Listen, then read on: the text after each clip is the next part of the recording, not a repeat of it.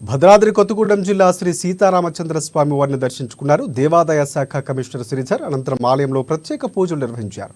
ఇక రామాలయంలోని లడ్డూ పులిహోర తయారీ కేంద్రాన్ని కమిషనర్ పరిశీలించారు. మిథిలా ప్రాంగణంలో నూతనంగా నిర్మిస్తున్న కళ్యాణ మండపాన్ని సందర్శించి నిర్వహణలో తగు సూచనలు చేశారు.